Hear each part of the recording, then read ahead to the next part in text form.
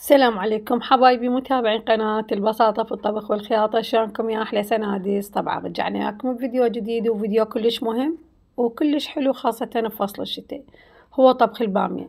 كنا نعرف البامية هي وجبتها بفصل الصيف، بس احنا بالشتاء العراقيين خاصة اللي يفرز واللي يجفف يعني يبس بصورة عامة. فأنا اليوم راح أطبخ لكم هاي البامية اللي مجففة يعني اليابسة. لا تقولوا لي مو طيبة ولا تقولوا لي ما أسويها، صدقوني بنات هي حالها حال المجمدة يعني الفريش، نفس الطعم بس الطريقة يراد لها شوية دقة، وهي طريقة سهلة وصدقوني تعطيكم نتيجة ولا أروع. تشوفون هاي البانية أنا خذت تقريبا يعني قلاص مليان، نص ربع مثل ما نقول نص ربع، يعني حزمة بإيدي خذت نص ربع، لأن أنا ميبستها ومخليتها على جهة. غسلتها غسلة زينة وضفت لها هذه المي اللي يغطيها مثل ما تشوفون، وراح أعوفها على نار مدة 10 دقايق ربع ساعة لحد ما تعطيني النتيجة اللي راح تشوفوها بالفيديو. أني أطفي من عندها النار ونشوف الخطوة اللي بعدها. وصدقوني هاي البانية يا اللي ذوقها عندنا عبالة يعني بانية مجمدة، بامية أو بانية، أنا عن نفسي أسميها البانية على حكي أهلنا الطيبين. تشوفون بعد 10 دقائق اعطتني نتيجة ولا أروع. الحباية الوحدة نفشت وصارت عبالك فريز جديدة. بهاي المرحلة ايش راح اسوي؟ لان هي هسه نزلت المي مالتها الاصفر مال التجفيف زين. ودائما بنات نصيحة قبل لا نبدأ بالخطوة الثانية، البامية من تجففيها لا تجففيها برا بالشمس تصير سوداء. تشوفون ميها يطلع على صفار فاتح يعني مو اسود بالسليق. ليش؟ لان انا مجفتها داخل المطبخ. اوكي بنات، داخل المطبخ جففيها خاطر تعطيش نتيجة كلش طيبة وما تصير بيها مرورة وما تعطيك مثل السواد بالطبخ. اوكي حبايب قلبي، اوكي هسه راح نروح نصفيها بالمصفاية ونشوف نتيجتها شلون صارت. هنا بعد 10 دقائق من السلق مالتها دشفون، طبعا سلقتها بس بمي كل اضافات ما ضفت إلها. دشفون الحباية مالتها رجعت فريش وترفة ومو يابسة، والحجم اللي نص ربع ينطي تقريبا ربع، واذا سلقتي ربع يعطي تقريبا نص كيلو. ليش؟ لان هي كانت يابسة، فمن خلال السلق تنفش وتزيد الكمية مالتها، يعني طيبة ومفيدة واقتصادية بكل الاحوال. وهاي الطريقة تفيد حتى بوقت الكهرباء بالصيف إذا انقطعت انتي حايرة ما جمدتي ما فرزتي.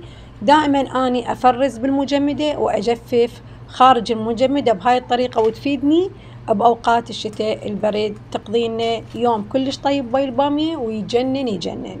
وطبعا ما تلمل البامية بكل حالاتها، هي ما تلمل. هسه دشفون صفيتها وغسلتها غسلة زينة وصفيت المي الأصفر من عندها. راح نروح طبعا نطبخ طبخنا العادي مال مرقتنا البامية الفريش أو الجامدة. أوكي حبايب قلبي، وهنا طبعا خذنا كمية من اللحم، وأهم شي وي اللحم اللي بهاي الطبخة بنات صدقوني لحم العجل حتى لو تطبخينه ما يعني إشكال، بس أهم شي تخلي له اللي هاليوم أني خذت كمية من لحم الغنم اللي يكفيني ويكفي عائلتي، وخذت مقدار تقريبا نص الربع لية مثل ما تشوفون مقاطعتها، لأن اللية وي البانية يا عيني تعطي دسومة وطعم ولا أروع. وبانية العراقيين معروفة، خاصة البامية البغدادية معروف العراق بيها. أوكي سلقنا اللحم وخليناه على جهة، وخذت بس قطع اللية تشوفونها بس قطع اللية. ايش راح أسوي بيها؟ راح أحمسها ويا الثوم. ودائما أقول لكم طريقة البامية الفريش اليابسة اللي مفرزة بنات، الثوم لا تحرقينه هواي وياها.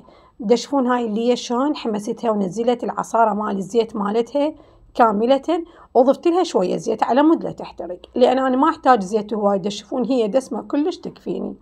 بعدها راح أضيف قلت لكم فسنين 3 ثوم، وأنا ما أضيف بصراحة هواية ثوم للبانية، مو يعني هواية قال حزمة مال ثوم، لا فد 3 سن مال ثوم كلش تكفي تعطي طعم طيب ومصر يعني طعمها مال ثوم. تشوفون بعد ما حمسنا اللي ضفت السنين أو 3 هنا 3 سنون مال ثوم.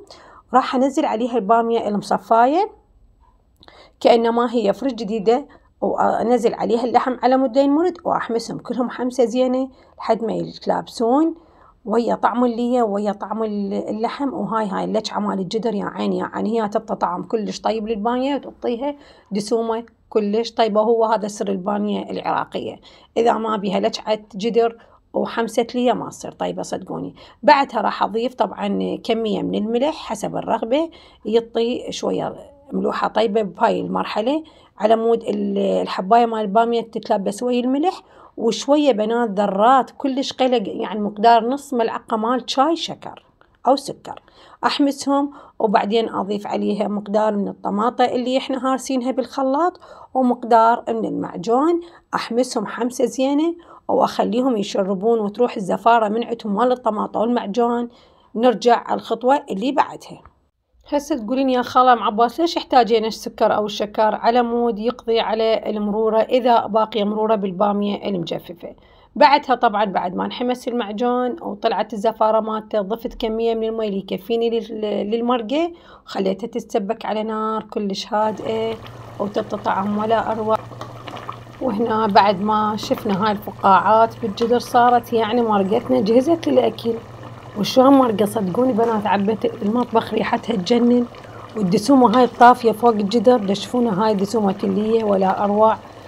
وعلينا وعليكم بالعافية. راح أصب غداء المتواضع، طبعا ما حد يمي بس أنا وأبو عباس، فشايفة من عندك شغل والكل طالع من البيت وتصبين غداك بصورة سريعة بس يكون إلى لذة وكلش طيب، خاصة إذا العمدة وياك يصير ولا أروع. وهذا غدانا المتواضع، جا أجيك على شوية طرشي. طبعا هنا شناقص هالصينية بس باقيت أو حزمة ريحان، البانية دواها الريحان يطلع يجنن. المهم عجبتكم طريقة الطبخ مالتها، طريقة سريعة وطيبة بنفس الوقت، إن شاء الله تجربوها وتعطون رأيكم غوالي. لا تبخلون علينا باللايك والمشاركة للفيديو. تحياتي لكم وين ما تكونون.